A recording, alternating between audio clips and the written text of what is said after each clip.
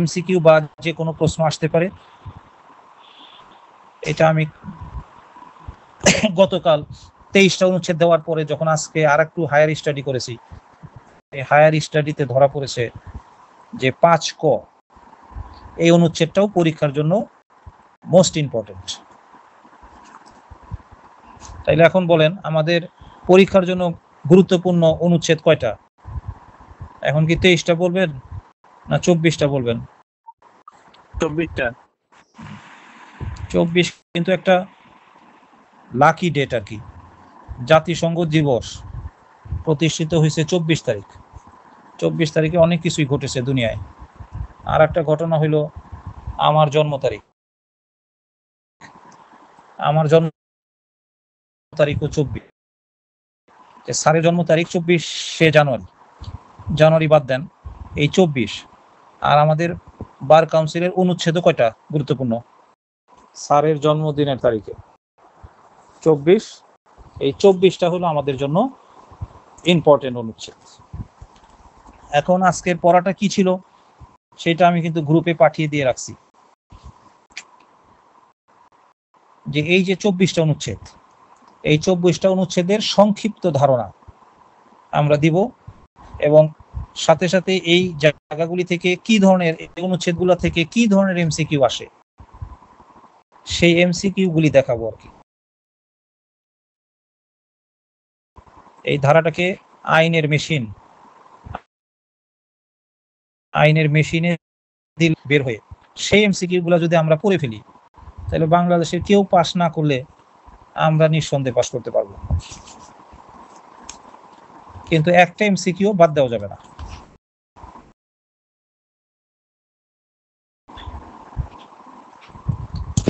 তাহলে আমাদের এখন যদি পড়া শুরু করি, আমরা গ্রুপে অনেক কিছু পাঠানো আছে, এগুলো এখন দেখতে গেলে আপনাদেরও বিচ্ছিন্নতা আসবে, অ্যাটেনশন আসবে না, ওইগুলো আমি পরে ডিলিট করে দিব। কিন্তু এখন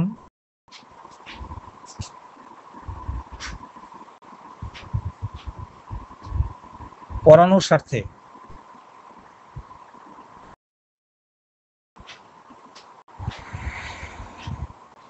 আমি যেটা সামনে নিয়ে আসতেছি এইটাই পড়ার চেষ্টা করেন।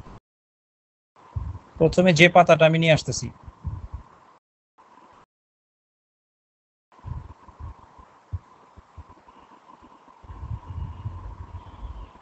প্রথমে দেখেন একটা পাতা নিয়ে আসলাম, ইংরেজি বাংলা। প্রথমটা হলো ইংরেজি, পরেরটা হলো বাংলা। বাংলাটাই পড়েন। বাংলা পাতাটা সামনে নিয়ে আসেন। এখন বাংলা পাতাতে কিন্তু দেখেন উপরে গেজেটের নামটা দেওয়া আছে। এই গেজেটভুক্ত আইনটার নাম হচ্ছে দি বাংলাদেশ। দি কথাটা এখানে আসে নাই, এটা বেয়ার অ্যাক্ট। বেয়ার অ্যাক্টে ভুল করতে পারে, মূল গেজেটে কিন্তু দি আছে, আর ওইখান থেকে বাদ দিয়ে this the practitioners, the legal practitioners. Bare act কিন্তু ভুল করতে পারে, আমি আবার বলতেছি। বেয়ার অ্যাক্ট মানে হুবহু, হুবহু লিখতে গিয়ে অত প্রিন্টিং মিস্টেক হইতে পারে। এখানে আমি দুইটা প্রিন্টিং মিস্টেক দেখতেছি, একটা হলো দি নাই, প্র্যাকটিশনার্স হবে, 9 আকারের পরে দন্ত স্বর উপরে রেফ হবে, প্র্যাকটিশনার্স। কারণ ইংরেজি নামটা কিন্তু দি বাংলাদেশ লিগাল প্র্যাকটিশনার্স ও বার কাউন্সিল আদেশ 1972, এখানে বাংলায় আছে ও বার কাউন্সিল আদেশ 1972, এটা সবাই জানেন। তার নিচের লাইনেই কিন্তু একটা গেজেটের নাম্বারটা থাকে, দ্বিতীয় লাইনেই আইন নাম্বারটা থাকে, যে 1972 সালে রাষ্ট্রপতির 46 নং আদেশ। এইখান থেকে প্রশ্ন হইতে পারে কত নং আদেশ, আবার 46 নং আদেশ দিয়া বলবে 1972 সালের, 1971 সালের, 1970 সালের, না 1982 সালের, সাল 4টা করে দিবে। একটু আগে তানিয়া আক্তার যেমন বললেন, তানিয়া আক্তার কে? উনি কিন্তু কার্যকারিতার তারিখ 72 বলে ফেলছেন, কিন্তু 72 সালে কিন্তু এটা প্রণয়ন হয়েছে। এরকম সালগত ভুল হইতে পারে, এই জন্য মুখস্থ রাখতে হবে 1972 সালের 46 নং আদেশ। তার থেকে ডান দিকের কোনায় 3য় লাইনে দেখেন প্রণয়নের তারিখটা থাকে। গেজেট পরিচিতি দেখাচ্ছি আর কি, কারণ জীবনে হাজার হাজার গেজেট আপনাদের পড়তে হবে।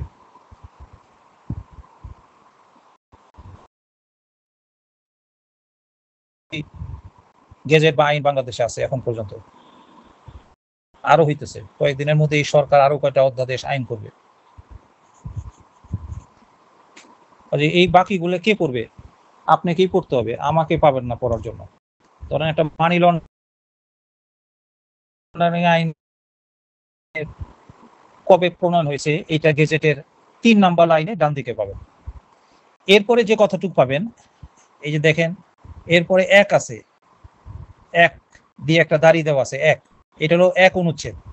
অনুচ্ছেদগুলোর আগে কিন্তু গেজেটে অনুচ্ছেদ 1, অনুচ্ছেদ 2 এরকম থাকে না, শুধু সংখ্যাটা থাকে, সংখ্যা থাকে 1। এখন এই 1 এর আগে যে বক্তব্যটা, এই যে যেহেতু আর সেহেতু, এই যেহেতু আর সেহেতুর যে বক্তব্যটা, এইটাকে আমরা বলি প্রস্তাবনা। প্রস্তাবনা, প্রিয়েম্বল। প্রস্তাবনা কি, কাকে বলে, এই সম্পর্কে রবীন্দ্রনাথ ঠাকুর, কবিগুরু, তিনি বলেছেন শুরুর আগে শুরু, শুরুর আগে শুরুকে প্রস্তাবনা বলা হয়। তাহলে শুরুর আগে শুরু দেখেন প্রস্তাবনাটা কোথায় আছে? যে কোনো আইনের শুরু কিন্তু 1 ধারা বা 1 অনুচ্ছেদ দিয়ে। তাহলে 1 অনুচ্ছেদ বা 1 ধারা দিয়ে হচ্ছে একটা আইনের শুরু। তাহলে এই 1 এর আগে,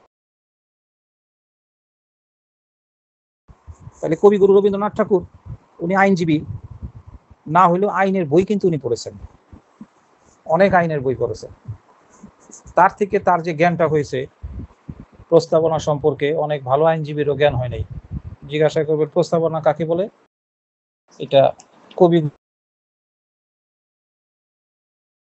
রবীন্দ্রনাথের মতন করবে না যে শুরুর আগে শুরু। আর এই প্রস্তাবনা থেকেও প্রশ্ন আসতে পারে, এই কারণে আমরা প্রস্তাবনাটা দিয়ে রাখছি।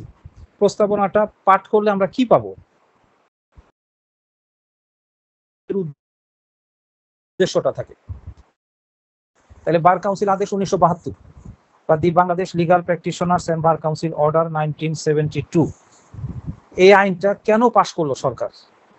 পার্লামেন্ট বা সরকার অথবা রাষ্ট্রপতি এই আদেশটা কেন পাশ করলেন, কেন জারি করলেন? সেই পাশের যে উদ্দেশ্য, সেই উদ্দেশ্যটা কোথায় বলে দিয়েছে? এই আইনের বা এই আদেশের প্রস্তাবনাতে। এই জন্য প্রস্তাবনাটা অবশ্যই পড়তে হবে। এই জন্য আমি ইংরেজি দিয়েছি, যারা ইংরেজিতে চর্চা করতে চান। ইংলিশের নিচে আমি বাংলাটাও দিয়েছি, যারা ইংরেজি পড়ার সময় পাবেন না তাদের জন্য বাংলা। তাহলে এখানে প্রস্তাবনা লেখা আছে যেহেতু লিগাল প্র্যাকটিশনার্স, এখানে র দন্তস্বয় রেফ আসে নাই, এই বেয়ার একটি ভুল আছে, থাকতেই পারে। যেহেতু লিগাল প্র্যাকটিশনার্স সংক্রান্ত আইন সংশোধন ও সংহত করা এবং বাংলাদেশের জন্য একটি বার কাউন্সিল গঠন করা এবং এত সংশ্লিষ্ট আনুষঙ্গিক বিধান করা সমুচিত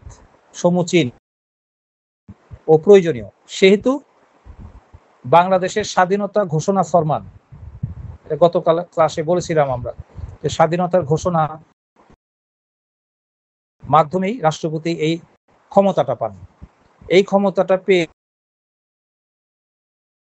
এই বিধান আদেশ 1972 এর সহিত পঠিতব্য অনুসারে, মানে এই ক্ষমতা পেয়ে আইনের ভাষাগুলো এরকম, স্বাধীনতার, বাংলাদেশের স্বাধীনতার যে ঘোষণা, এই ঘোষণা থেকে ক্ষমতা প্রাপ্ত হয়ে রাষ্ট্রপতি অথবা বাংলাদেশের সাময়িক সংবিধান, এটাও বলতে পারেন। থেকে রাষ্ট্রপতি, মহামান্য রাষ্ট্রপতি ক্ষমতা পেয়ে, এই ক্ষমতা রাষ্ট্রপতি এই আদেশটা 18 মে 1972 সালে এই আদেশটা প্রদান করে। এবং এইখানে উদ্দেশ্য হিসাবে এইটাই দেখায়, কি দেখায়, এই যে যেহেতুতে বলা আছে লিগাল প্র্যাকটিশনার সংক্রান্ত আইন সংশোধন ও সংহত করা। এই কথার অর্থ অনেকে বুঝতেছেন না। এই কথার অর্থ হচ্ছে যে গত ক্লাসে কিন্তু আমরা বলেছি যে এই ভারতীয় উপমহাদেশের সর্বপ্রথম আইনজীবীদের পেশাগত আচরণকে কন্ট্রোল বা নিয়ন্ত্রণ করার জন্য 1879 সালে সর্বপ্রথম একটা আইনজীবীদের পেশাগত আচরণ নিয়ে একটা অ্যাক্ট করে, নামটা আমরা গত ক্লাসে দেখবেন দেওয়া আছে। তারপরে এইটাকে সংশোধন করে পরবর্তীতে আর একটা আইন করা হয়। 65 সালের দিকে এসে আর একটা করা হয় ভারত বিভক্তির পর। সবশেষে বাংলাদেশ স্বাধীন হওয়ার পরে 1972 সালে রাষ্ট্রপতি যখন এই আইনটা করে, এই আইনের মধ্যে দেখায় যে লিগাল প্র্যাকটিশনার সংক্রান্ত আইন সংশোধন ও সংহত করা। তার মানে আইনজীবীদের প্র্যাকটিস করার জন্য, ল প্র্যাকটিস করার জন্য ইতিপূর্বে যে আইনগুলা ছিল, এই আইনগুলাকে সংশোধন করে সংহত করে একটা বাংলাদেশের আইনজীবীদের জন্য একটি নির্ভরযোগ্য, সঠিক মানের পেশাগত আচরণ সম্পর্কিত আইন করার জন্যই সরকার, রাষ্ট্রপতি উনি এই আদেশটাকে জারি করেন। আশা করি এখন বুঝতেছেন যে যেহেতু লিগাল প্র্যাকটিশনার সংক্রান্ত আইন সংশোধন ও সংহত করা এবং বাংলাদেশ বার কাউন্সিল গঠন করা। এতদিন তো ছিল Bharat bar council, Pakistan bar council, কিন্তু যখন বাংলাদেশ স্বাধীন হয়ে গেল তখন তো নাম হবে বাংলাদেশ বার কাউন্সিল। তাহলে বাংলাদেশ বার কাউন্সিল নামে একটা কাউন্সিল গঠন করা এবং আইন লিগাল প্র্যাকটিশনার সংক্রান্ত আইন সংশোধন ও সংহত করা। তাহলে এই যে তিনটা উদ্দেশ্য, লিগাল প্র্যাকটিশনার সংক্রান্ত আইনকে সংশোধন ও সংহত করা এবং একটা বাংলাদেশ বার কাউন্সিল গঠন করা, এই তিনটা উদ্দেশ্যকে পূরণ করার জন্যই 1972 সালের 18 মে মহামান্য রাষ্ট্রপতি বাংলাদেশের সাময়িক সংবিধানের আদেশ বলে বা ক্ষমতা বলে তিনি এই আদেশ 1972 এইটাকে প্রণয়ন করেন। যদি পরীক্ষায়, লিখিত পরীক্ষায় প্রশ্ন আসে যে বাংলাদেশ বার কাউন্সিল আদেশ কি ছিল, তাইলে আমরা লিখতে পারবো যে এই উদ্দেশ্যটা কি ছিল, সেটা স্বয়ং আদেশেরই প্রস্তাবনাতে বলা আছে। প্রস্তাবনা অনুযায়ী লিগাল প্র্যাকটিশনার সংক্রান্ত আইন সংশোধন ও সংহত করা এবং বাংলাদেশে একটি বার কাউন্সিল গঠন করা, বাংলাদেশ বার কাউন্সিল গঠন করা, এই দুটি বা তিনটি সুমহান উদ্দেশ্যেই বাংলাদেশ বার কাউন্সিল আদেশ 1972 বা পুরো আইনের নামটা বলবেন 1972, এইটা প্রণয়ন করা হয়। এখন এইখান থেকেও তো এমসিকিউ আসতে পারে। যদি প্রশ্ন করে যে কি উদ্দেশ্যে বার কাউন্সিল আদেশ 1972 প্রণয়ন করা হয়, এক দিল লিগাল প্র্যাকটিশনার্স আইনকে বাতিল করার জন্য। এই বাতিল করার জন্য এই কথা কি আছে এটার মধ্যে, বলেন তো? লিগাল প্র্যাকটিশনার্স আইনকে বাতিল করার জন্য এই কথা কি আছে? বাতিল করার জন্য কি আইন করা হয়েছে?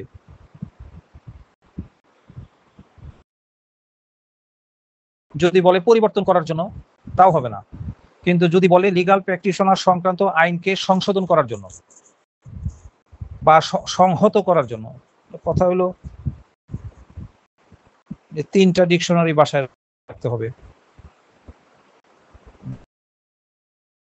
একটা বাংলা থেকে সংহত করা মানে কি, এটাও এখন যদি আমাদের এই বয়সে আমাদের বুঝাইতে হয়, তাইলে তো কিন্তু অন্য আইন তো আর পড়াইতে পারবো না। এই জন্য আইনের ছাত্র হওয়ার পরে যখন আইনজীবী হবেন তখন এইরকম শব্দ মানে কমপ্লিট মানে আপনাকে জানতে হবে। এই সংহত মানে কি, এই অর্থ যদি আপনি না বুঝেন তাইলে অনেক মামলায় আপনি জয় পরাজয় নিবেন। যখন পেশাগত জীবনে গিয়ে সফল ব্যর্থ হবেন তখন একটা শব্দ না জানার কারণে যে আপনি মামলায় হেরে যাবেন ওইটা তখন উপলব্ধি করবেন, এবং তখন আমার আজকের এই কথাটা বা এই সমস্ত শব্দের মানে শেখার তাৎপর্যটা বুঝতে পারবেন। তাহলে সংহত মানে কি, সংহত করা মানে কি, তাইলে সংশোধন সংহত এইটা যদি থাকে, অথবা যদি এমসিকিউ এ থাকে যে বাংলাদেশ বার কাউন্সিল গঠন করা, কিন্তু এখানে যদি থাকে যে ভারতীয় বার কাউন্সিল গঠন করা, বা শুধু থাকলো বার কাউন্সিল গঠন করা, শুধু বার কাউন্সিল গঠন করা এটা থাকলেও কিন্তু হবে না। কারণ বার কাউন্সিল শুধু বার কাউন্সিল বললে সেটা অনির্দিষ্ট হয়ে গেল। Bar council, Pakistan bar council আছে, ভারত বার কাউন্সিল আছে, আমেরিকান বার কাউন্সিল আছে, সব দেশে বার কাউন্সিল আছে। কিন্তু এই আইন, এই আদেশের মাধ্যমে সরকার কোন বার কাউন্সিল করতে চাইছে বলেন তো? কোন বার কাউন্সিল করতে চাইছে? কোন বার কাউন্সিল গঠন করতে চাইছে? বাংলাদেশ বার কাউন্সিল না করলে কিন্তু মানে এই যে আইনের দুই একটা লাইন যে এত কথা বলতে পারে, এই দুই একটা লাইনের যে এত অর্থ, এত ব্যাখ্যা বিশ্লেষণ আছে, হয়তো যারা আইন প্রণয়ন করে তারা দুইটা লাইন লেখে, কিন্তু এই দুইটা লাইন কিন্তু অনেক কথা লেখে। মানে অনেক সময় ছোট একটা কথাই অনেক কিছুকে বুঝাবে। যেমন আই লাভ ইউ, আমি তোমাকে ভালোবাসি। একজন প্রেমিক যদি তার প্রেমিকাকে বলে, তাহলে এই আই লাভ ইউ একটা কথা দিয়ে কি বোঝা যাবে বল? তার হৃদয় অনুভূতি, না বলা কথা, অনেক কিছু কিন্তু এই আই লাভ ইউ এই মাত্র তিনটা শব্দ নিয়ে একটা সেন্টেন্স, এইটা দিয়ে বোঝা যাবে। আই লাভ ইউ এই কথা দিয়ে যত অনুভূতি না বোঝা যাবে, আইনের একটা সেন্টেন্স, আইনের একটা শব্দ দিয়ে তার চেয়ে বেশি বোঝানো হয়ে থাকে।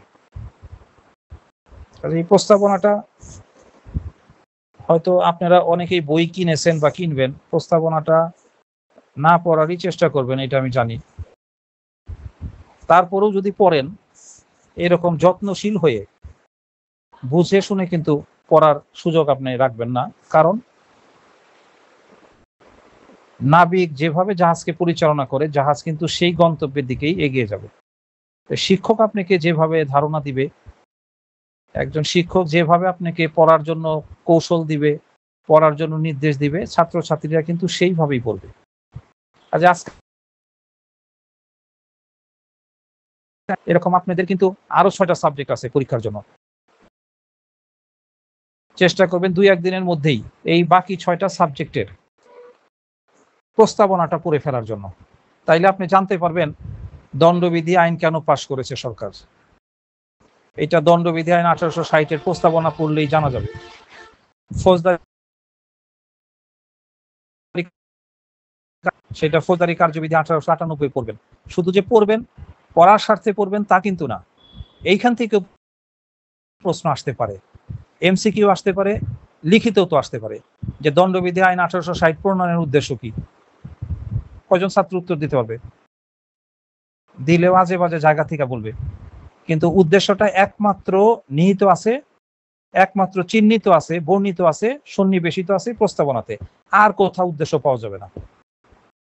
যে কোনো আইন বা স্বয়ং আইন পাশের উদ্দেশ্য আইনেই পাওয়া যাবে। আল কোরআন নাজিল, আল কোরআনই পাওয়া যাবে। আল কোরআন কেন নাজিল করেছে, এটা পুরা আল কোরআন পড়েন, খালি আল কোরআন বই কিনা পড়লে হবে না। এইগুলির আবার বিশ্লেষণ, ধর্মী বই কিনতে হবে, এইগুলির সানে নজুল জানতে হবে, ব্যাখ্যা বিশ্লেষণ জানতে হবে। না জানলে একজন জানে এরকম লোকের কাছে জানতে চাবেন। যে কোরআন শরীফের কোথায় স্বয়ং আল্লাহ নিজে কোরআন শরীফ নাজিলের উদ্দেশ্য বলেছেন, কোন সূরার কোন আয়াতে, এইটা খুঁজে বের করবেন। এখন আসেন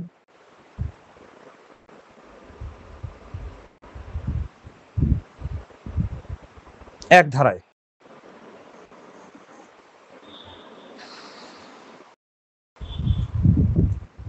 এতক্ষণে আলোচনা থেকে আমরা সংক্ষেপে জানলাম যে বার কাউন্সিল আদেশ 1972, এই আইনটা পাশ করার উদ্দেশ্য মূলত ও সারা বললে দুইটা আর কি। একটা হচ্ছে লিগাল প্র্যাকটিশনার সংক্রান্ত আইনকে সংশোধন ও সংহত করা। তার মানে এর আগের যে 65 সালের আইনটা ছিল সেইটাকে সংশোধন করা ও সংহত করা, এই একটা উদ্দেশ্য। আর একটা উদ্দেশ্য হলো বাংলাদেশ বার কাউন্সিল গঠন করা। এই দুইটা সমান উদ্দেশ্যেই বাংলাদেশ বার কাউন্সিল আদেশ 1972 সরকার প্রণয়ন করেছে। এই কথাটা যদি আপনার ভাইবা বোর্ডে প্রশ্ন করে, তো আচরণ সংক্রান্ত যে আইন আছে সেই আইনটার নাম বলো, ভাইবা বোর্ডে প্রশ্ন করেছে, আইনের নামটা তো এখন পর্যন্ত আমরা শিখলাম না। তো এইটা যদি অব্যাহত থাকে পরীক্ষা পর্যন্ত, তাইলে তো এই আইনের নামটাই বলতে পারবো না, যে দি বাংলাদেশ লিগাল প্র্যাকটিশনার্স।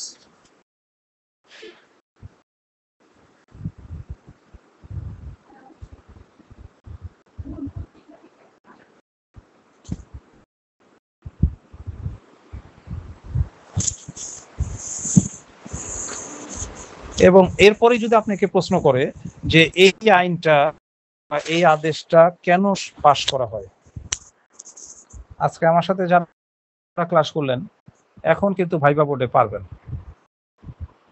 যে বাংলাদেশ বার কাউন্সিল আদেশ 1972 এইটাকে কেন প্রণয়ন করা হয় বা কেন পাশ করা হয়, তখন এই দুইটা কথা বললেই হবে, যে লিগাল প্র্যাকটিশনার্স সংক্রান্ত আইনকে সংশোধন ও সংহত করা, সংশোধন ও সংহত করা, অন্য শব্দ বলা যাবে না, এই দুইটা শব্দই মুখস্থ করতে হবে, সংশোধন ও সংহত। এখানে আপনি বাতিল করা, পরিবর্তন করা, সন্নিবেশন করা, এই সমস্ত অপ্রাসঙ্গিক শব্দ আনলে সেটা ভুল হবে। দুইটা শব্দই বলতে হবে। আল্লাহকে ভগবান বলা যাবে না। তাইলে যে ঘটনাটা ঘটবে, আগে রাস্তাঘাটে ছিল খোদা হাফেজ, এটা যখন তারা উপলব্ধি করতে পারছে যে খোদা হাফেজ এটা তো মুসলমানদের না, এরপরে কিন্তু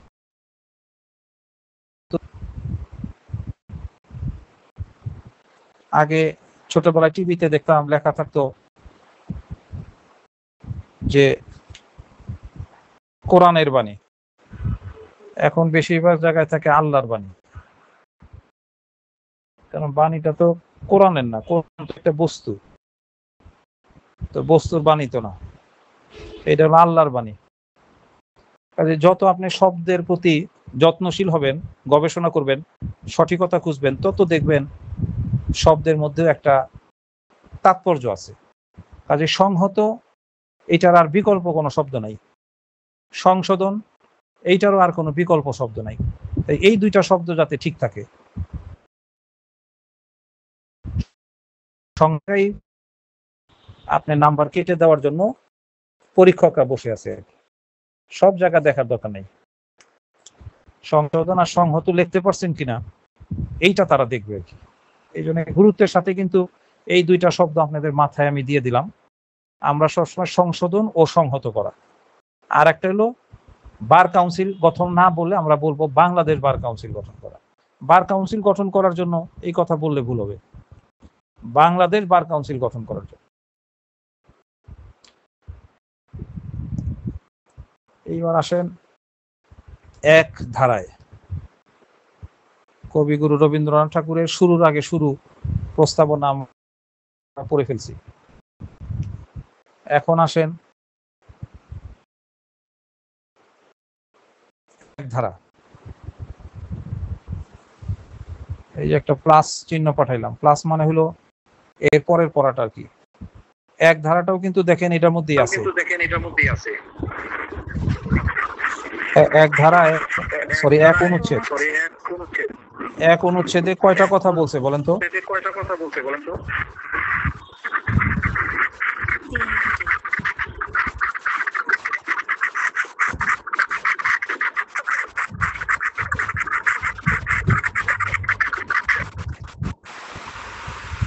এক অনুচ্ছেদ কয়টা কথা বলছে? সবাই এক অনুচ্ছেদটা একটু দেখেন। তিনটা কথা বলছে। এই তিনটা কথা থেকে 3টা এমসিকিউ আসতে পারে। প্রথম এমসিকিউ বলি, প্রথম হলো আসতে পারে যে আইনজীবীদের পেশাগত আচরণের জন্য যে আদেশটা, সেই আদেশটা বা সেই আইনটার কি নাম? এমন একটা বিয়ার একটা আপনাদের পাঠাইছি, এখানে বেশ কিছু জায়গায় বারবার ভুল করে গেছে। এই যে 1 নম্বরের এক অনুচ্ছেদের এক উপনুচ্ছেদ, এখানে বলতেছে এই আদেশ, এই যে দি কথা বাদ দিছে, দি বাংলাদেশ লিগাল প্র্যাকটিশনার্স, শনার্স লেখে নাই, প্র্যাকটিশনার লেখছে, এক বচন লেখছে, কিন্তু এটা হবে বহু বচন, প্র্যাকটিশনার্স। কারণ বাংলাদেশে কি একজন আইনজীবী প্র্যাকটিস করে? একজন করে কিনা বলেন? না, হাজার হাজার আইনজীবী প্র্যাকটিস করে।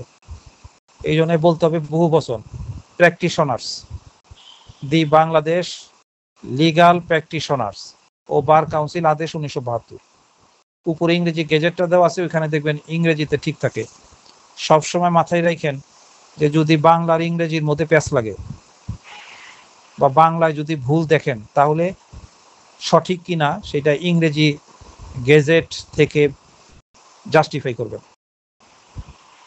দি হবে কি হবে না, প্র্যাকটিশনার হবে না প্র্যাকটিশনার্স হবে, এটা নিয়ে যদি আপনার মধ্যে বিভ্রান্ত দেখা দেয়, তাইলে সাথে সাথে একটা ইংরেজি গেজেট কালেক্ট করবেন, এই ইংরেজি গেজেটটা সাথে সেটা মিলাবেন। কোরআন আর হাদিসের মধ্যে যদি বিরোধ দেখা দেয়, তাহলে কোনটা অগ্রাধিকার পাবে বলেন? কোরআন আর হাদিসের মধ্যে বিরোধ দেখা দিয়েছে, কোরআন, কারণ হাদিস তো অনেক প্রকার, এবং কিছু হাদিস জাল হাদিসও আছে, এটা আপনারা জানেন। এই জন্য তো আমরা সহিহ হাদিস, বুখারী হাদিস এইগুলি পড়ার চেষ্টা করি। এই জন্য বাংলা আর ইংরেজি গেজেট দুইটার মধ্যে যদি বিরোধ দেখা দেয়, তাহলে ইংরেজিটা অগ্রাধিকার পাবে। ইংরেজির মধ্যে দেখবেন দি লেখা আছে, ইংরেজিতে প্র্যাকটিশনার্স এস যোগ করা আছে। এই জন্য আমি বইয়ের ভুলটা ধরতে পারতেছি। তাইলে এইটা প্রথম প্রশ্ন করতে পারে, যদি বলে যে বাংলাদেশের আইনজীবীদের পেশাগত আচরণকে নিয়ন্ত্রণ করার জন্য 1972 সালে যে আইনটা প্রণয়ন করা হয়, সেই আইনটার কি নাম? তাহলে এইটার সঠিক নামটা আমরা কোথায় পাবো? সঠিক নাম কোথায় পাবো? এক অনুচ্ছেদের এক উপনুচ্ছেদ, যে কোনো আইনের এক অনুচ্ছেদের বা এক ধারার এক উপনুচ্ছেদে যে কোনো আইনের ওই আইনটার সঠিক নাম থাকে। দণ্ডবিধি আইন 1860, এই আইনটার সঠিক নাম কি? সেটা পাবো দণ্ডবিধি 1860-এর এক ধারার এক উপধারায়। যে কোনো তানিয়া বলেন তো, যে আপনার নাম, আপনার সঠিক নাম, আপনাদের বা আমাদের সঠিক নামটা আমরা কোথায় পাবো? আমাদের সঠিক নাম কি? সেই আমাদের সঠিক নামটা কোথায় পাবো? এটা কিন্তু একটা আইনগত প্রশ্ন করেছি। আইনের ভাষায় বলতে গেলে সঠিক নাম পাবো এসএসসি সার্টিফিকেটে। এসএসসি সার্টিফিকেটে যে নামটা আছে প্রত্যেকের, ওইটাই হচ্ছে আইনের সঠিক নাম। এখন যদি আপনার নাম থাকে মোহাম্মদ আবু তালেব এসএসসি সার্টিফিকেটে, আর এইচএসসি আর ডিগ্রি সার্টিফিকেটে হলো মোহাম্মদ সারা, শুধু আবু তালেব, মোহাম্মদ নাই। এসএসসি তে মোহাম্মদ আছে আর দুইটাতে নাই। তাহলে তিনটার মধ্যে সঠিক কোনটা বলেন? কোনটা কাউন্ট করবে, মোহাম্মদ সারাটা না মোহাম্মদ যুক্তটা? এসএসসির যেটা আছে, এসএসসি সার্টিফিকেট অনুযায়ী কাউন্ট হবে। এসএসসি সার্টিফিকেট অনুযায়ী কাউন্ট হবে। জি স্যার। তাহলে একটা আইনকে আমরা অনেকে অনেক ভুল, কিন্তু আইনের সঠিক নামটা কি হবে? এই যে the Bangladesh legal practitioners and bar council order 1972, এটা কিন্তু আমি রাখি নাই নামটা, আপনিও রাখেন নাই। এই নামটা কে রাখছে? কে রাখছে বলেন? স্বয়ং এই আদেশেরই এক অনুচ্ছেদের এক উপনুচ্ছেদে রাখা আছে। কেন রাখা আছে? এই সঠিক নামটা এখানে কেন রাখা আছে? যাতে কেউ বিকৃত করতে না পারে। অনেকে আছে না, কামাললে ডাকে কি কামাইল্লা, এই কামাইল্লাই দিকায়। এখন ভাইবা বলে যদি নাম জিজ্ঞাসা করে তোমার নাম কি, সে যদি বলে কামাইল্লা, হবে? বিকৃত নাম বললে হবে? তার যে নাম কামাল, মিস্টার কামাল, এটাই বলতে হবে, যেটা তার এসএসসি সার্টিফিকেট আছে। কাজে কামাল রে কামাইল্লা বললে যেরকম বিকৃত হয়, এই বার কাউন্সিল আদেশের এই নামটাকে কেউ যদি অন্য যে কোনো ভাবে বলেন, আপনি আগে সাল নিয়ে গেলেন 1972 সালের বাংলাদেশ বার কাউন্সিল আদেশ, এই যে বিকৃত হয়ে গেল, এই এক অনুচ্ছেদের এক উপনুচ্ছেদটা দেখেন তো, সালটা কি আগে আছে না পরে আছে? ভালো করে দেখেন, সালটা কি আগে আছে না পরে আছে? সাল আছে পরে,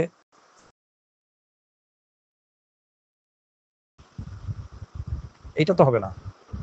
কাজে আমরা যখন লিখিত পরীক্ষাতেও পরীক্ষার প্রশ্ন লিখব যে অ্যাডভোকেটের সংজ্ঞা দাও, অ্যাডভোকেট বলতে কি বুঝো লেখো, তখন কিন্তু আপনি প্রথমেই বলবেন যে the Bangladesh legal practitioners and bar council order, 1972 এর 2 ক বা 2 ধারার ক অনুচ্ছেদে, 2 ধারা হবে না, 2 অনুচ্ছেদের ক বা 2 ক অনুচ্ছেদে অ্যাডভোকেটের সংজ্ঞা প্রদান করা হয়েছে। এইখানে যদি আগে নিয়ে আসেন সালটা, যে 1872 সালের the Bangladesh legal practitioner bar council আদেশের 2 ক অনুচ্ছেদে অ্যাডভোকেটের সংজ্ঞা দেওয়া আছে, তাহলে কিন্তু প্রথমেই আপনি বিকৃত করে ফেললেন, বলেন না। অথচ এক অনুচ্ছেদের এক উপনুচ্ছেদে আপনাকে স্পষ্টভাবে শিখিয়ে দেওয়া হইল। এই শিখিয়ে দেওয়ার পরেও যদি আপনি ভুল করেন, এই ভুল তো মাফ হবে না। এখানে আমরা যারা মুসলমান, কোরআনে সালাত বা নামাজের কথা বলা আছে, কিভাবে নামাজ পড়তে হবে এটা আমাদের নবী শিখিয়ে দিয়েছেন, সাহাবারা মনে রেখেছেন। তারপরে তাবিঈনরা পর্যায়ক্রমে ইমাম, 4 ইমাম, এরপরে এখন আমাদের মসজিদের ইমাম সাহেব, নেতা, তারা কিন্তু আমাদেরকে নামাজ যেভাবে পড়তে বলতেছে, আমাদেরকে সেইভাবেই, সেই শেখানো পথেই নামাজ পড়তে হবে। নিজের মন গড়া নামাজ পড়ার কোনো সুযোগ নেই। তো অনুরূপভাবে এক অনুচ্ছেদের এক উপনুচ্ছেদ জন্য আপনাদেরকে শিখিয়ে দিয়েছে, সেইভাবে আপনাকে বলতে হবে। এই একটা ভাব ছাড়া অন্য যে কোনো ভাবে বলতে যাবেন, সেইটাই কামাল থেকে কামাইল্লার মতন বিকৃত হয়ে যাবে, ভুল হয়ে যাবে। এজন্য আপনাদের একটা দায়িত্ব দিয়ে দিলাম, সেটা হলো এই 6টা 7টা আইনের, যে 7টা আইনের উপরে পরীক্ষা আপনাদের অ্যাডভোকেসি, এই 7টা আইনেরই প্রস্তাবনা বের করবেন, প্রস্তাবনাটা বাধ্যতামূলকভাবে পড়ে ফেলবেন। আর এক ধারা বা এক অনুচ্ছেদের এক ধারা হলে এক উপধারা, আর অনুচ্ছেদ হলে এক উপনুচ্ছেদ, এই জায়গায় সঠিক নামটা নিজেরাই মুখস্থ করে ফেলবেন। এইবার আসেন 2 কি বলছে। 2 বলছে এইটা টেরিটোরিয়াল জুরিসডিকশন বা আঞ্চলিক অধিক্ষেত্র, যে এই বার কাউন্সিল আদেশ 1972। এখন আমি সংক্ষেপ হয়ে গেলাম, কিন্তু আপনি আগেই সংক্ষিপ্ত হবেন না, আপনারা তো ছাত্র, এই জন্য পুরো আইনের নামটা বারবার বলতে থাকবেন, মুখ দিয়ে উচ্চারণ করতে থাকবেন। তাইলে এই the Bangladesh legal practitioners and bar council order 1972, এটা যদি পরীক্ষায় প্রশ্ন আসে, এমসিকিউ আসে, যে এই আদেশটা, এই 1972 সালের এই আদেশটা কোথায় প্রযোজ্য, কতে দিল সমগ্র বিশ্ব, তাহলে আপনি কি সমগ্র বিশ্বের মধ্যে বৃত্ত ভরাট করবেন? করবেন কিনা বলেন? শারমিন আক্তার বলেন। সমগ্র বিশ্ব, এইখানে কি আপনি বৃত্ত ভরাট করবেন? না, কারণ আপনার তো এক অনুচ্ছেদের 2 উপনুচ্ছেদ আপনার মেমোরিতে আছে। আচ্ছা, সমগ্র ভারত উপমহাদেশ,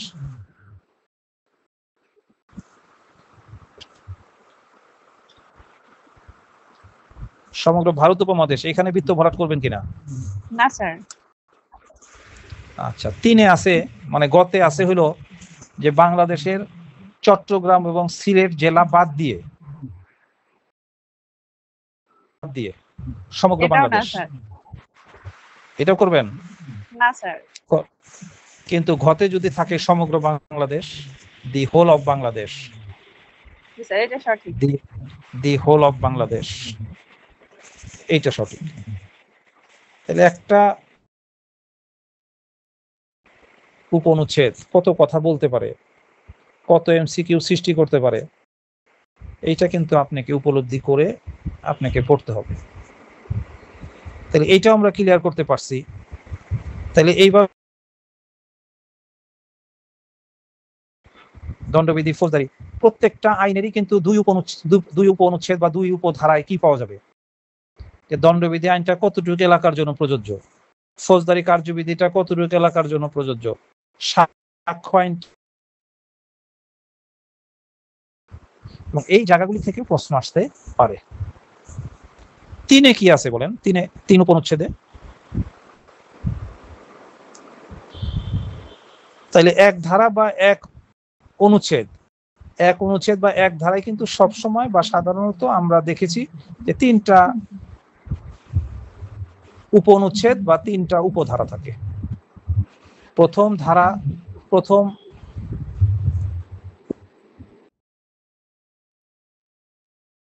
আইনের সঠিক নামটা, 2 উপনুচ্ছেদ বা 2 উপধারায় থাকে এটা কতটুকু এলাকার জন্য প্রযোজ্য, আর 3 উপনুচ্ছেদে থাকে এটা কার্যকর হবে কত তারিখ থেকে, কবে থেকে কার্যকর হবে। কথাটা কি বুঝাইতে পারতেছি কিনা? জি স্যার। এখন আপনি ভাইবা বোর্ডে গেলেন, ভাইবা বোর্ডে গিয়ে যারা ভাইবা প্রশ্ন করে তারা কিন্তু আপনি যে দরজাটা দিয়ে ঢুকবেন, দরজাটা দিয়ে যখন ঢুকতেছেন, ওনাদের কাছেও এখনো আসেন নাই, দরজা দিয়ে ঢুকতেছেন, আপনাকে 1 সেকেন্ড দেখবে ওনারা, 1 সেকেন্ড দেখেই আপনি কি ফাঁকিবাজ ছাত্র ছিলেন না মনোযোগী ছাত্র ছিলেন, কোন প্রশ্নটা পারবেন না, এই 1 সেকেন্ড দেখেই আপনার মেপে ফেলবে। ভালো ডাক্তার যারা, মেধাবী ডাক্তার যারা, প্রকৃত ডাক্তার যারা, ওদের কিন্তু কোনো প্যাথোলজি লাগে না। প্যাথোলজি ব্যবসায়ীরা গড়ে তুলছে। যেই দিন থেকে প্যাথোলজি গড়ে উঠছে পৃথিবীতে, ব্যবসা স্বাস্থ্য সেবাটাকে ব্যবসায়িক ক্ষেত্রে নিয়ে গেছে, ওই দিন থেকে মনে করেন যে ডাক্তার সমাজ শেষ হয়ে গেছে। ডাক্তাররা এখন আর পড়াশোনা করে না,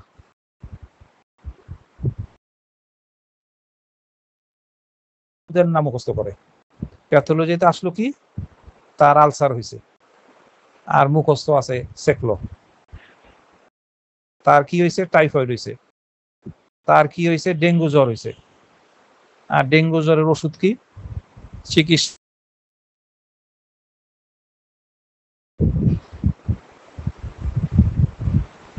পৃথিবীতে 5000 অসুখ আছে।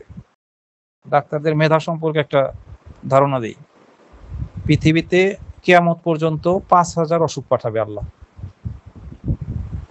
এই যে চীন বলেন, রাশিয়া বলেন, আমেরিকা বলেন, যত বড় ডাক্তার গবেষণা কি বলেন না কেন, কিয়ামত পর্যন্ত তারা মাত্র 2,500 অসুখের ওষুধ, প্রতিষেধক বা প্রতিরোধক আবিষ্কার করতে পারবে, আর 2,500 পারবে না, কিয়ামত পর্যন্ত পারবে না। তাইলে 5,000-এর মধ্যে 2,500-এর চিকিৎসা ব্যবস্থা ডাক্তাররা দিতে পারবে, আর 2,500 পারবে না।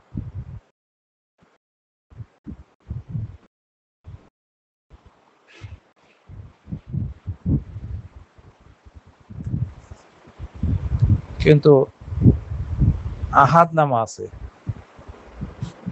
দোয়া, এই দোয়ার ফজিলত হইল কেউ যদি এটা প্রতিদিন পড়ে তাহলে আল্লাহ তাকে 5,000 রোগ থেকে, আলহামদুলিল্লাহ বলেন, ডাক্তাররা পারতেছে 2,500, আর এইটা পাঠ করলে 5,000 রোগ থেকেই আল্লাহ আপনাকে হেফাজত করবে। এই জন্য আবার করোনা ফিরে আসছে, স্বাস্থ্য সতর্কতা মেনে চলতে হবে। মুখে মাস্ক লাগাবেন, এটাও ঠিক আছে, কিন্তু মুখটা পাবে, সেটা হলো লা হাওলা ওয়ালা কুওয়াতা ইল্লা বিল্লাহ, আল্লাহ ছাড়া কোনো ভরসা নাই। বেশি বেশি এই করোনার এই প্রকট মুহূর্তে এটা পড়তে হবে। মাস্ক কিন্তু কোনো কাজ করবে না, কারণ আমি এমন একজন করোনা রোগীকে দেখেছি যে করোনা টিকা দিয়েছে, বাসায় এসি রুমে থাকতো যাতে করোনা অ্যাটাক না করে, দরজা জানালা বন্ধ করে থাকতো, কোনো বিশেষ কারণে বের হইলে এক দমে উঠতো। এই লোকের করোনা হয়েছে গত করোনায়। কিন্তু অনেক হুজুরদের কিন্তু করোনা কম হয়েছে, যারা সবসময় নামাজ রোজা আল্লাহর উপরে ভরসা রেখেছে। পরিসংখ্যানে কিন্তু দেখা যাবে কম আক্রান্ত হয়েছে। হয়তো দাড়ি টুপি আছে, কিন্তু সে একটা আদম ব্যবসায়ী, ওনার হইতে পারে, দেখা যাচ্ছে হুজুর, কিন্তু আসলে তো হুজুর না। তাহলে এই জন্য এই মুহূর্তে করোনাটা কিন্তু প্রকট আকার ধারণ করেছে।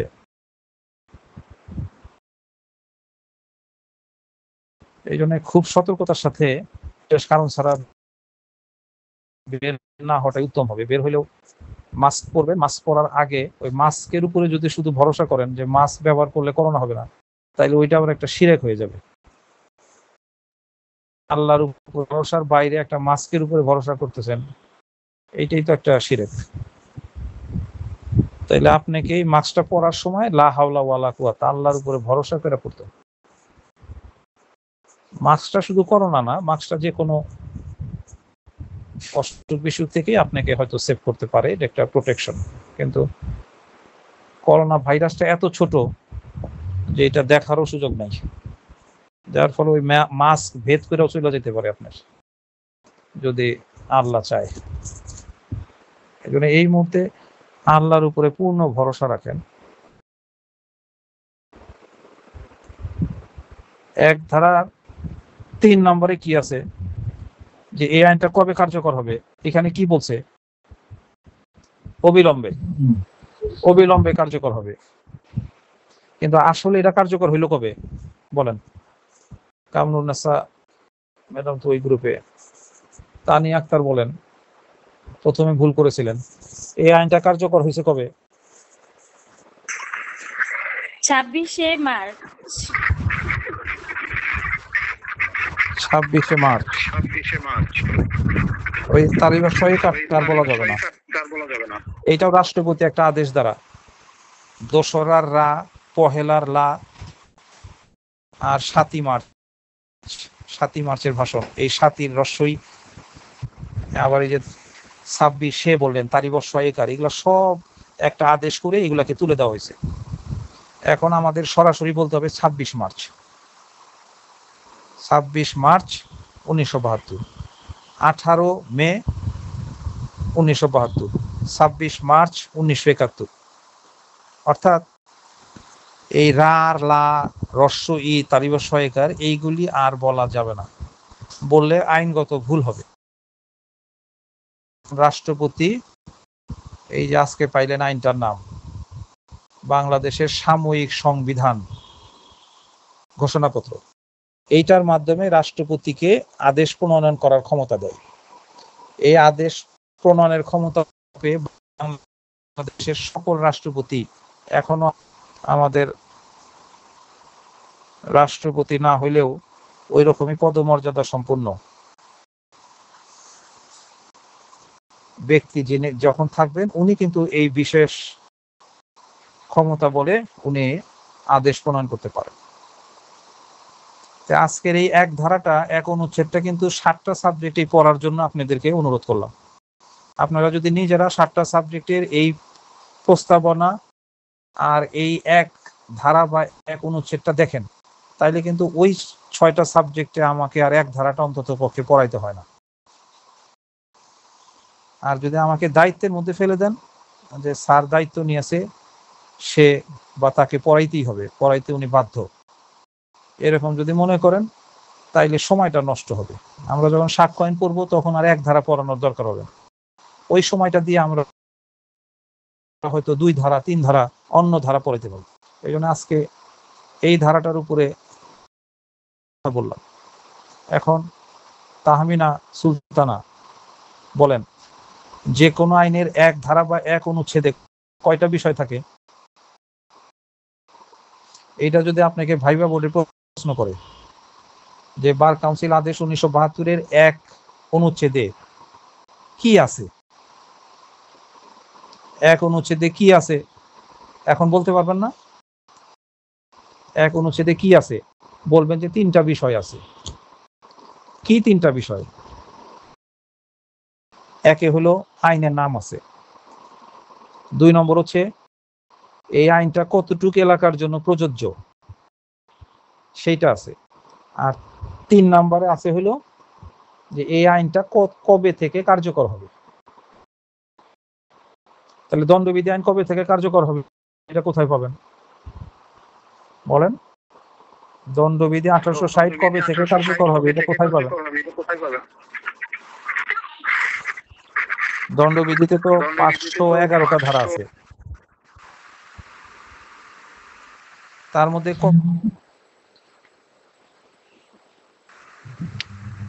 স্যার এক ধারা দণ্ডবিধি আইন 1860 কবে?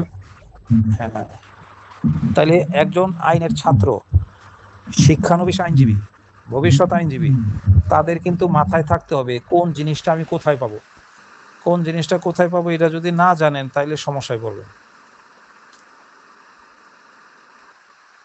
দেখা গেল একটা আইনের বই কেনার জন্য আপনি মৌসাক মার্কেটে চলে গেলেন, কর্ণফুলী গার্ডেন সিটিতে গেলেন, কাকরাইল, বসুন্ধরা মার্কেটে গেলেন, এইখানে গিয়ে কি আইনের বই কিনতে পারবেন? যাওয়াটা ব্যর্থ হইল কিনা, টাকাটা নষ্ট হইল কিনা? এই জন্য বিভিন্ন ইউটিউব চ্যানেলে কিন্তু অনেকে চ্যানেল করছে যে কোন জিনিসটা কোথায় পাবে। এটা আবার আমার নিজের ছোট খালা রূপালী ব্যাংক প্রিন্সিপাল অফিসের এজিএম এই মুহূর্তে, উনি কিন্তু এটা ভালো পড়াশোনা করে। আমার আবার এটা জানা আছে যে উনি সব জানে। এজন্য আমি অনেক সময় প্রয়োজন হইলে ওনারাই ফোন করি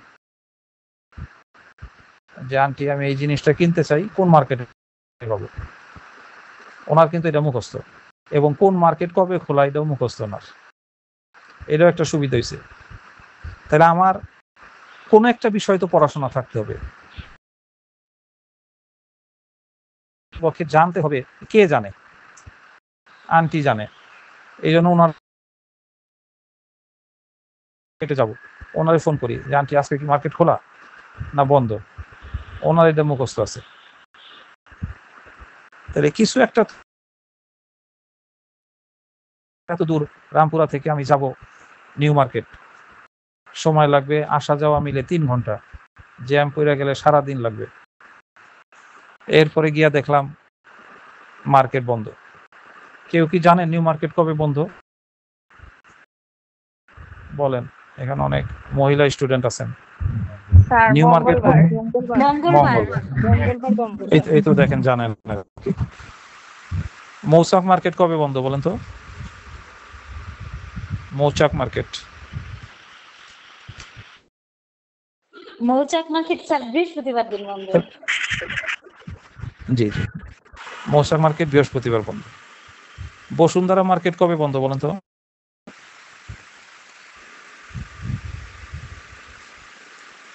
তাহলে এগুলি একটা লিস্ট করে রাখবেন,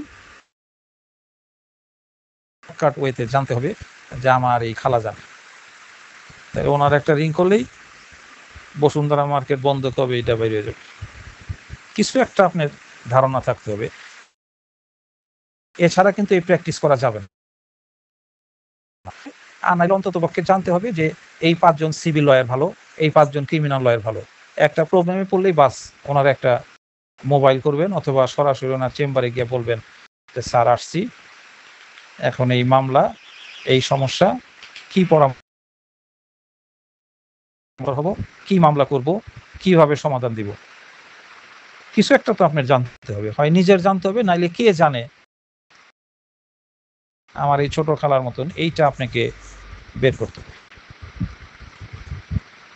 কাজে পড়াশোনার ক্ষেত্রেও কোন ধারায় কি আছে, এখন এক ধারায় কি আছে আজকে তো আমরা এটা ক্লিয়ার করে দিতে অনেকাংশেই সক্ষম হইলাম।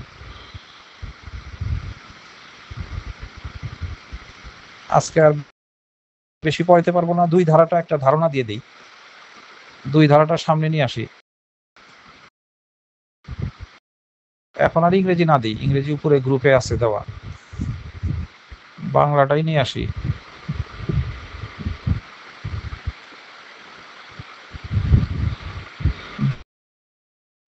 দুই ধারাটা আমি আবার পাঠাই, 2 ধারাটা পাঠ করলে আপনাদের 1 মিনিট দেখার সময় দিলাম।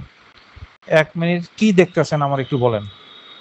1 মিনিট পর আমি জিজ্ঞাসা করব যে এই যে 2 ধারাটা পাঠাইলাম, 2 ধারায় কি পাইলেন আপনি?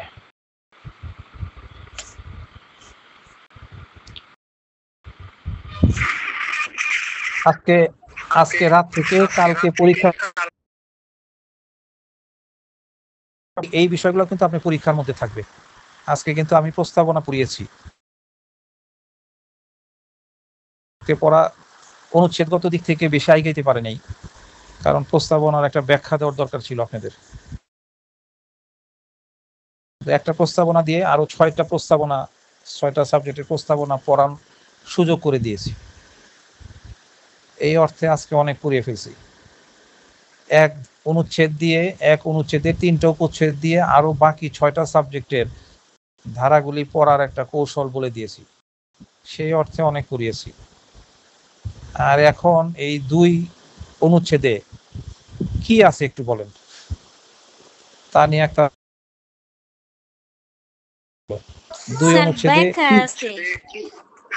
2 অনুচ্ছেদে আমরা কি দেখতেছি? সংজ্ঞা। কয়টা সংজ্ঞা দেখতেছি? 10টি সংজ্ঞা স্যার। 2 অনুচ্ছেদে কয়টা সংজ্ঞা আছে? 10টি সংজ্ঞা স্যার। 2 অনুচ্ছেদের কতে আছে হলো অ্যাডভোকেটের সংজ্ঞা। এখন যদি আপনাকে পরীক্ষা এমসিকিউ করে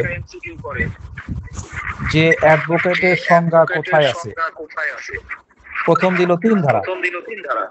3 ধারায় কি অ্যাডভোকেটের সংজ্ঞা আছে না বলেন? সব সময় মাথায় রাখতে হবে একটা বিষয়, যদি ওই বিষয়টা আর অন্য কোনো ধারায় কোনোদিন থাকবে না। কথা বুঝাতে পারছি কিনা? কাজে অ্যাডভোকেটের সংজ্ঞা 2 ধারায় আছে, এইটা আর বাকি যে 45টা অনুচ্ছেদ আছে, এই আইনে তো টোটাল 46টা অনুচ্ছেদ, তার মধ্যে 2 অনুচ্ছেদে অ্যাডভোকেটের সংজ্ঞা আছে। এই অ্যাডভোকেটের সংজ্ঞাটা আর বাকি 45টা অনুচ্ছেদে কোনোদিন থাকতে পারবে না।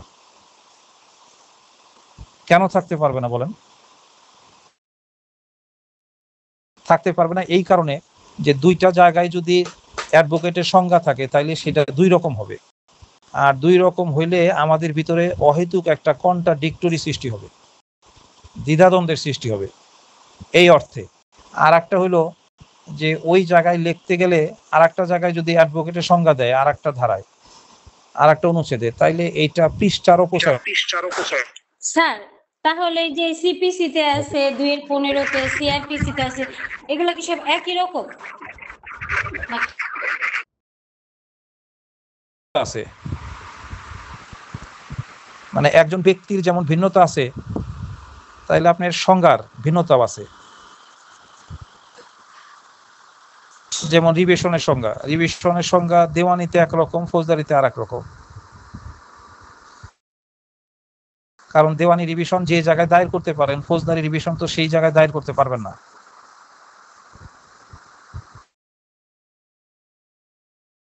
যদি এক এক রূপ থাকতে পারে, তাহলে একটা সংজ্ঞারও এক এক আইনে এক এক রূপ থাকতে পারে। আমার অনেক রূপ আছে না?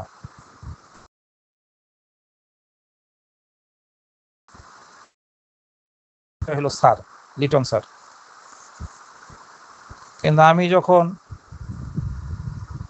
আমার মক্কেলদের কাছে যাব, তখন আমার পরিচয় কি এই লিটন স্যারই থাকবে? তাদের কাছে পরিচয় থাকবে আইনজীবী।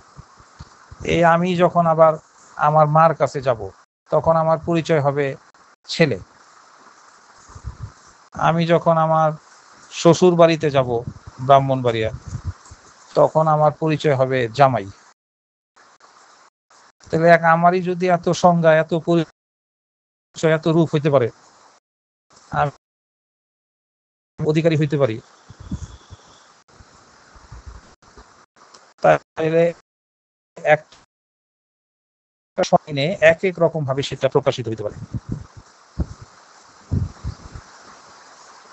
এই জন্য অপরাধের সংজ্ঞাটা দেখবেন দণ্ডবিধির 40-এ আছে, 40 ধারায়।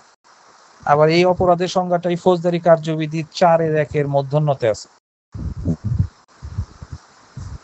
তাহলে এই 2টা সংজ্ঞার মধ্যেও কিন্তু একটু ভিন্নতা আছে।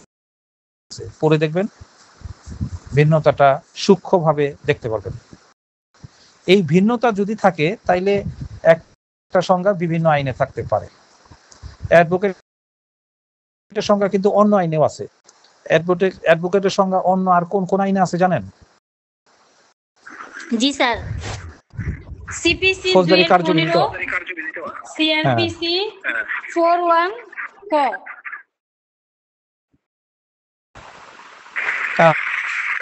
মিনিংসটা ভিন্ন আছে, তাৎপর্যটা ভিন্ন আছে।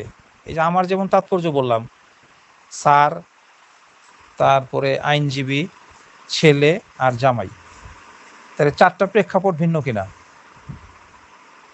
4টা অবস্থানে কিন্তু আমি 4 রকম পরিচয় বহন করি। এরকম ভাবে এই 3টা জায়গায় 3 রকমের সংজ্ঞা আছে। এই আইনের সংজ্ঞায় কি বলছে দেখেন, অ্যাডভোকেটের সংজ্ঞাটা পড়েন। এইখানে বলছে এই যে 2 ক অনুচ্ছেদে, অ্যাডভোকেট অর্থ এই আদেশের বিধান অনুযায়ী তালিকায় অন্তর্ভুক্ত লিপিবদ্ধ একজন অ্যাডভোকেট। তার মানে এই আইনের 2 অনুচ্ছেদের এক যে অ্যাডভোকেট মানে হলো তালিকাভুক্ত। এই যে বার কাউন্সিলের যে তালিকাভুক্ত, এই বার কাউন্সিলের তালিকায় যার নাম আছে, আপনারা যখন অ্যাডভোকেটশিপ পাশ করবেন, অ্যাডভোকেটশিপ পাশ করার পরে আপনাদের একটা বিবিসি কোর্স করাবে, বার ভোকেশনাল কোর্স। এই কোর্সটা করার পরে, কোর্স না করলে কিন্তু সনদ দিবে না, এই বিবিসি কোর্স করতে হবে। এটা খুব ভোরবেলায় অনুষ্ঠিত হয়, আবার একটা বিকালবেলা ব্যাচ হয়। চেষ্টা করবেন ভোরেরটা করার জন্য। আমি করেছি ভোরেরটা, 7টা 7:30টায় ক্লাস শুরু হইতো। তাইলে এই ক্লাসটা বা এই বিবিসি কোর্সটা করার পরে আপনাকে সোনারগাঁ বা শেরাটন এরকম একটা জায়গা থেকে প্রধান বিচারপতি, অ্যাটর্নি জেনারেল বা রাষ্ট্রপতি, প্রধানমন্ত্রী এরাও থাকতে পারে। আইনমন্ত্রী তো বাধ্যতামূলকভাবে, এরা থেকে এদের হাত দিয়ে আপনাকে এই অ্যাডভোকেটশিপের সনদটা দিবে, তারপরে আপনার নামটা তালিকাভুক্ত হবে। এই জন্য এখানে বলতেছে যে এই আদেশের বিধান অনুসারে, এই আদেশের বিধান মানে হলো যে এইখানে তো গত ক্লাসে আমরা পড়েছি 10 অনুচ্ছেদে কিন্তু পড়েছি যে বার কাউন্সিলের কি কাজ। সেইখানে আমরা প্রথমেই দেখেছি যে অ্যাডভোকেটদেরকে তালিকাভুক্ত করা, পড়েছি কিনা? কাজে এই যে তালিকাভুক্ত করা, এই তালিকায় যার নাম থাকবে, এই অ্যাডভোকেট ভুক্তির তালিকায় যাদের নাম থাকবে তারাই হলো অ্যাডভোকেট। সিম্পল করে সংজ্ঞাটা এখানে বলছে যে বার কাউন্সিলের অ্যাডভোকেট তালিকায় যাদের নাম থাকবে তারাই অ্যাডভোকেট, এই কথাটা এখানে বলছে। কিন্তু একটু আগে তানিয়া আক্তার যেটা বললেন লালবাগ, ওই দুইটা আইনে কিন্তু সংজ্ঞা এরকম পাবো না। ওই দুইটা আইনের সংজ্ঞার মূল তাৎপর্যটা হলো যে অ্যাডভোকেট বলতে এমন ব্যক্তিকে বোঝায় যে ব্যক্তি অন্যের পক্ষে আইন আদালতে দাঁড়িয়ে আইনি যুক্তিতর্ক পেশ করে। অর্থাৎ যে ব্যক্তি আইন আদালতে দাঁড়িয়ে অন্যের পক্ষে আইনি তর্ক বিতর্ক করে, যুক্তি প্রদর্শন করে, আর্গুমেন্ট করে, সাবমিশন রাখে, সেই ব্যক্তি হলো অ্যাডভোকেট। তাহলে দুইটার সংজ্ঞাই কিন্তু সঠিক দেখেন, কিন্তু প্রেক্ষাপটটা ভিন্ন। কারণ এগুলো তো প্রসিডিউর, ফৌজদারি আর দেওয়ানি কার্যবিধি হলো পদ্ধতিগত আইন। তো ওই পদ্ধতিগত আইনে গিয়ে তো অ্যাডভোকেটের সংজ্ঞাটা চেঞ্জ হবেই, আর বার কাউন্সিলে সেটা চেঞ্জ হবে। বার কাউন্সিলে বলতেছে যে অ্যাডভোকেট কে, সহজ উত্তর হলো বার কাউন্সিল, বাংলাদেশ বার কাউন্সিলের অ্যাডভোকেট যে তালিকা, এই অ্যাডভোকেট তালিকায় যার নাম আছে, যার নাম অন্তর্ভুক্ত আছে, সেই হলো অ্যাডভোকেট। অ্যাডভোকেটের সংজ্ঞা এই তিনটা জায়গা ছাড়া কিন্তু বাংলাদেশের আর কোনো জায়গায় অ্যাডভোকেটের সংজ্ঞা আমরা দেখতে পাই না। স্যার আমার একটু তাহলে বের হইতে হবে। হ্যাঁ, শেষ, আমাদেরও ক্লাস শেষ। স্যার তাহলে আমার আপনারা এখন মিটিং আছে তো 11টা বাজে, আর ওইখানে অ্যাটেন্ড আচ্ছা করতে হবে। ঠিক আছে। তাহলে আপনারা স্যার, আমাদের এখন কালকে বাকিরা, পরীক্ষাটা কয়টা বাজে? পরীক্ষাটা হলো কালকে ক্লাস কটায় আমাদের? 9:30। তাহলে 9টায় পরীক্ষা, রাত 9টা থেকে আগে 15 মিনিট পরীক্ষা দিবেন, ক্লাস নেব। আর আপনি পরীক্ষার জন্য এটাও থাকবে, বসে বসে আপনি এই যে 10টা উপনুচ্ছেদে 10টা সংজ্ঞা, এগুলো মুখস্থ করে ফেলবেন। আমি যে কোনো একটা সংজ্ঞা কিন্তু পরীক্ষায় দিব। দেখেন ঠিক আছে স্যার, তাহলে আমি ট্রাইব্যুনালের সংজ্ঞা কোথায় আছে? আসসালামু আলাইকুম। বের হন। ওয়ালাইকুম আসসালাম। ট্রাইব্যুনালের সংজ্ঞা কোথায় আছে? 2 এর ঝর্ণার ঝতে কিনা দেখেন।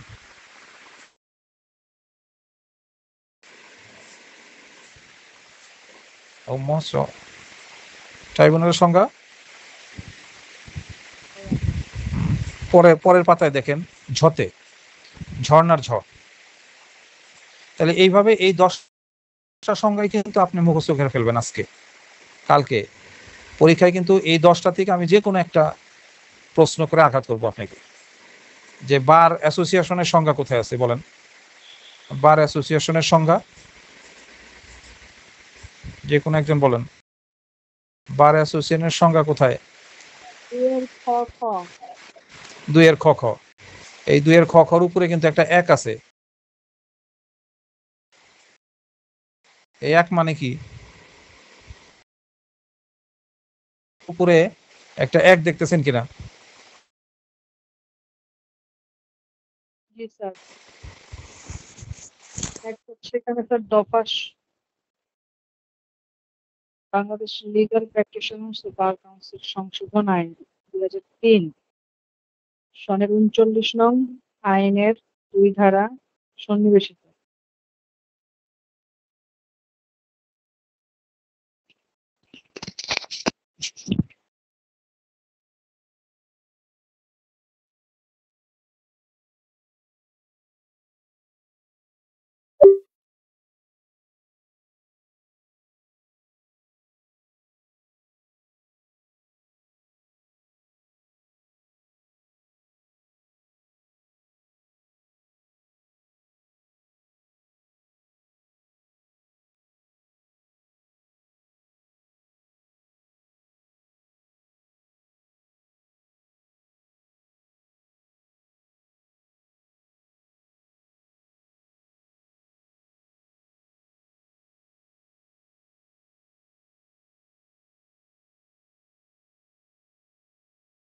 স্যার কি চলে গেলেন নাকি?